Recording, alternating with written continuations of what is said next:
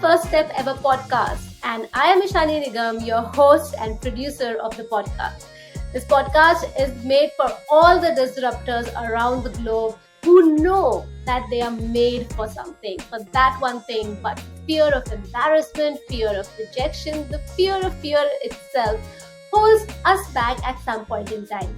But hey, those are the only milestones that if we cross, we are there to take our first steps. So, welcome on this journey with me where I interview people from across the globe so that they can share their story, their challenges, and you know that even you can surpass yours. Well, what are you waiting for? Let's get started. Welcome on my first step ever.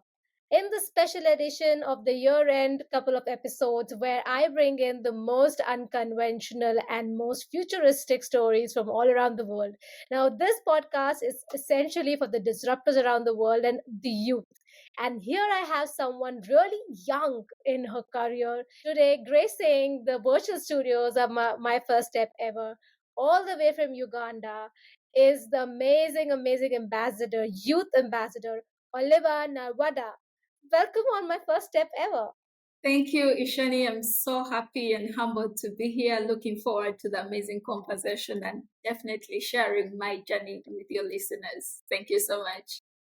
Oliva, let me just tell you, this is my honor to have you on the podcast. You are the most influential young leaders in Africa recognized in 2022, which is that you are taking some really brave steps out there and making the change, actually taking the actions to make change, and much more than that. Before we dig into your story and get to know more about you, what really makes you you, what really motivates you, and what really makes that mindset that helps you, go ahead each day. So let me introduce you to my listeners today. Oliva is the Africa Youth Ambassador for the FIA Foundation, a founder of UZIMA ARI Uganda, and a Youth Leadership Board member of the Global Youth Coalition for Road Safety, established for the second UN Decade of Action for Road Safety. Wow, that is some serious business that you're doing out there. And I'm sure it takes a lot to be in that position, because as fancy as it sounds, it is about responsibility that you're carrying on your shoulders. So thank you so much, Oliver, for showing a lot of us that what it takes to be a responsible young adult here. She is a global advocate for road safety, sustainable mobility, and climate action, with great passion for meaningful youth engagement in global discussions. Oliva has been named among the most influential young leaders in Africa for 2022. So, congratulations. And she is a published author, wow, and an SDG, which is Sustainable Development Goals 11 youth champion with strong experience working across the Africa region. So today in our virtual studios, we have a young talent, a young star, a young action taker. And I think we're going to learn a lot from Oliver today. Whoever you are, wherever you're tuning in from, whichever phase of life that you're in, I think this is an episode to really dig deep into and understand that what it really takes to believe in yourself and follow through that. So Oliver, my first question is, please take me through your growing up days. So where did you grow up? What were the kind of people you're surrounded with, and the mindset that you grew up with? Thank you so much. Once again, I'm so happy and honored to be here. So my journey growing up, I come from a small, very small, humble community in a district called Ginger. It's in the eastern parts of Uganda, and that's where you find the source of River Nile. For those of you who know River Nile, it comes from my home village. It's a community where a child growing up is a responsibility for everyone. So you receive advice from all the elders in the community, as well as that comes with discipline from all the elders in the community. That my school journey also started where I was born, still Ginger District. Started going out primary, as we have primary, secondary, and then university level. So I started out in primary, then I went to boarding school. Unlike other countries, for us, boarding school back then when I was growing up, it was a good thing because, you avoided a few house chores when you're in class and not home. So that's where I grew up. I started school still in Ginger District, raised by the community. Being part of a small community that was full of poverty, full of a lot of inequalities, exposed me to a lot of injustices. And that is where my passion for wanting change started from. At an early age, I would see like women taking on a full lot of the burden in the homes, in the communities. I would see so many young people, young children not going to school because either they lacked the means or because they had to stay home and do chores and stuff like that. So growing up in such communities like exposed me to injustices at an early age, but also it gave me the passion to want to change things, not only for my community, but also for other young people across the world. Yes. From there, when I finished my primary education, I went to my secondary education in the city. And that was a culture shock for me, being from a humble community, exposed to all these cars, all these lights, all the noise and the chaos that comes with being in the city. But it also gave me a chance to see another side of life and the possibilities that could happen for a young girl from a humble community.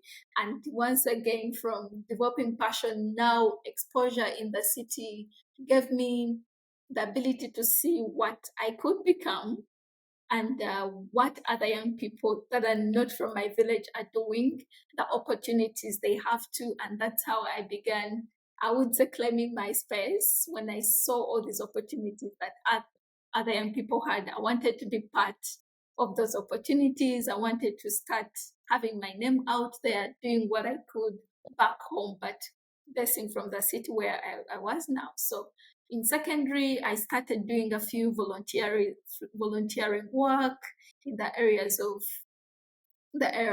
education rights, in the areas of ending injustices on girls and women. And then, yeah, I moved on to university, and now here I am. So basically, from a humble community with passion for people, for girls, and yeah, and youth across the world. Thank you. This is lovely, Oliver. Thank you. Thank you so much for taking us through your journey from your childhood to the university. I see a lot of stories dig in those few years. And I think because those are the few things that have probably left some impression in your mind, on your heart, and that has really helped you take some very important decisions to make change and bring about that change in your community. So I'm going to go back a little into what you have shared with us and kind of tap into some important aspects over there, so people listening to us can also understand how things really work out for people who are really taking action and why do they do certain things. So from I think it's lovely to know that you grew up in a community environment, which we can definitely see that that's why you are so grounded, rooted, and you feel so much for the people. You mentioned that there was a transition from your humble background in your village to the city when you had first come. It was a bit too much for you to take in. So I wanted to kind of understand from you that when was the first time, or I mean, you were going through all the injustice and the kind of condition that you said, it was around that people were growing in that really ached your heart. But when was the first time, if you really remember, that it really stung you so bad in your heart that you felt, no, I can't just be thinking about it and feeling sad about it. I have to take some decisions. Was there any moment as such for you? Or was there, how did that happen for you? So I would love to hear that. That's an interesting question. And I think one scenario popped in mind. I don't remember exactly how old I was, but I'm thinking about 15 years old. I'd gone to the hospital with my mother, and we were seated in the waiting area. So our health centers, when you reach, you have a waiting area where you all sit until they call one by one. And there is this lady who walked in with 4 children, and they were all sick at the same time. Like Oh the no. mother was ill and the 4 children were ill. And then the health worker comes and it's like, who is the patient? And the lady's like, all of us. And the health worker was shocked. It's like, how come all of you are sick, like one mother, for children? The husband was obviously absent from the scenario. And she's like, one of the eldest has malaria, was the first to get infected, like with malaria. And then she also got a fever. But then the distance from their home to the facility was a very long distance where I don't know how to translate it, perhaps actually $1. It costs $1, but that is a lot of money for Yep. some rural community to afford the transport to the health center. So she was like, I had to wait because since it's malaria, I knew they were all bound to get it. So I had to wait Mm. until the last one got it so that we come to the health center at once. Oh. And that honestly, like, I was young. Of course, I couldn't do anything at the time, but I looked at my mother and I'm like, can we do anything to help them? And she looked at me in shock, and also me at the same time, as I was not only like affected, but also impacted by that particular situation. And when I went back to school, I began asking my teachers, like, how do we support people in the communities to be able to access healthcare? How do we support? We have a school bus. Can we? I don't know. I came up with all crazy ideas, and I'm sure my teachers at the time thought I was crazy. But I think that was the turning moment for me to understand the realities of life that so many like people are going through and the inequalities that are existing. And that is when I was like, you know what? I need to do something. I need, in my child ways, in my humble ways, I started mobilizing my peers in school to like, as I asked my peers, anyone who can donate anything, either food or soap or whatever, for giveaway to the communities. And that was my first, I would say, community charity event that I did. So I Lovely. fundraised from my peers in school, and then we had the stuff donated to the lady. We were able to track through the health center where she came from. And yeah, slowly by slowly, it became a routine thing that was done in school, where every towards the end of term, the school would announce people who had stuff for giveaway to charity. And yeah, so I think that is the moment that stood out when you asked me that question. Yeah, first of all, I'm really, really sad to hear the situation that you have shared, but that is the reality in a lot of parts of the world. And but the good part is that someone like you who was in that situation went back and asked the right questions. And you just did not ask questions, you took the ownership on your in your own hands, and you created a platform, a means to help those people. And this is what and how things look like for someone who is an action oriented person, who really feels for something but also knows how to translate into an action to help the community, help the people. So I like to kind of emphasize and highlight this thing that you've just shared. Thank you so much, Oliver. For everyone who's listening to us today, if you are in a situation where you feel like, what can I do, it's not in my hands, what if I do? It's not going to help anyone. I think you have a great example over here, my friends. See, this is such a great way to, if you don't get a platform, create a means, create a platform for people, at least whom you can benefit in your vicinity.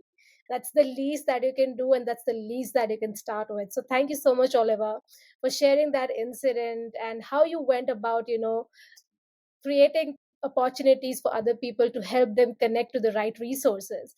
Now that we have seen that spark in Oliva over here, that what she is capable of doing from the very young age, we would love to know that what happened, what followed then, once you were in this game, you started asking about public policies and if there's anything that can help people. I see that you went to the university and you completed your education in something really amazing. So if you could please talk to us about that, and why did you choose to do your study in that particular field, and how did that empower you to be in the position that you are today? I think how I came about with my degree, like I've said, my background has shaped some of the choices I've made in education, in career. So, my bachelor's degree, my first degree is in psychology. And in my head, as we choose, of course, by the time you choose a university degree, you're not so exposed as to what In direction it. And I just asked my teacher, who was by the time my class mentor, and I just explained to her the things I would like to do. And she had also seen me do all the things within the community. And she was like, perhaps you need something in the section of public health or mental health so that you're able to continue with your passion, but at the same time be able to help the people like you've been doing throughout these years. So that's how I came to do my bachelor's in psychology, and it was really a great experience because it gave me a lot of tools that I still use up to date, not only in my own mental health care, but also in my profession, in the young people I deal with, and helping them through all the different situations that I've been through. And after doing my degree, I immediately enrolled for my master's degree in population health, the first one, and still it is still the same story. I'm passionate about healthcare policy. I'm passionate about creating equal opportunities for people to access healthcare. I'm passionate about cost-effective healthcare services in rural communities. So that is why I continued with a master's degree within the same direction. So ever since then, all the education I've done, the small courses have been geared towards either health, be it in the realm of mental health, sexual reproductive health, and healthcare, and recently road safety, which I'm now so passionate about. And I was actually surprised that my passion in road safety has grown so fast and so rapidly, and I've immersed myself in educating myself about the area, how it relates to other areas such as mental health and SRHR that I'm also passionate about. So maybe from there I can, for to the listeners of today, I don't have like one particular area of specialism. I'm one of those people that are passionate about different things and have found a way how to make it work by yeah, making sure that I can learn from all the different aspects of life that I'm passionate about. I've met so many young people that feel the need to specialize in one area, but that is not the case. You can be passionate about more than one thing, and you can pursue more than one thing and still get where you want to be. Yeah, thank you. Amazing. I definitely am speaking to a true Gen Z right now. I can say that. I've been reading a bit more about Gen Z, and this is all that I can say that I have understood that people in your generation, in the generation, they are very purposeful and they're purpose led. And this is what I see in your journey, that the reasons behind doing your bachelor's and your master's, there is some valid reason for you to do that. And when you have a purpose to do something, you put your mind, heart, and soul into this, and the outcome is in most cases really really effective, and we can see that. So first of all, thank you so much, Oliver, for letting us know that how did your journey of your higher studies and studies really took shape, and what outcome has really come out of it is amazing, because you are utilizing your studies and actually translating them into real life solutions and actions. Now you're part of some really big global organization who are making changes all around the world. So what you are doing at this young age is actually being the part of the change making society, I would say that, and impacting so many people's lives. Now here comes the challenge. Once you're out of university and once you start applying those learnings and skills, because when you start working on the real life challenges, you realize a lot of things, that reality things work differently.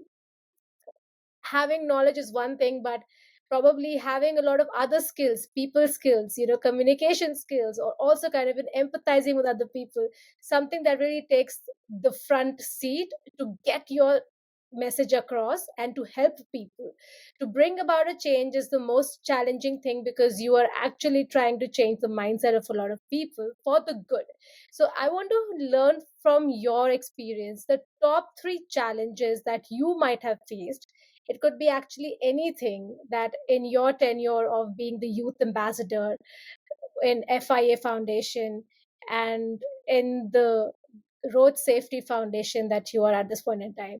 If you can probably take us through the three challenges that you have faced so far and how did you overcome it? Thank you once again. Amazing question. I think three challenges. The first challenge, I would say, getting your foot in the door. Once we imagine that, oh, once you study hard, have a good degree, have a first class, then opportunities are going to just come to you, which was not the case for most of us, including myself. I quickly realized that getting the foot in the door is harder than it looks like and harder than the dream we were sold. So that is the first challenge I faced, like having people to give me a chance. Remember, you're just coming from school, you have no experience. You, of course, don't know the practical tools of some of the areas you want to focus on. So having people take a chance on me, but as at the same time, that taught me to claim my space and force my way into the door. Actually, Love it. my first job, it was, I don't know, it's a long story, but it was a job for a managerial position. And I put in Wow. my application. I didn't even have my transcript yet.